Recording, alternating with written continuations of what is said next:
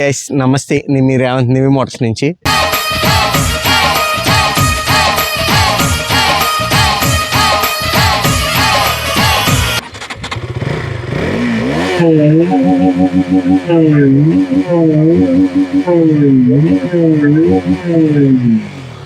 నేను చాలా క్వాలిటీగా ఉందండి.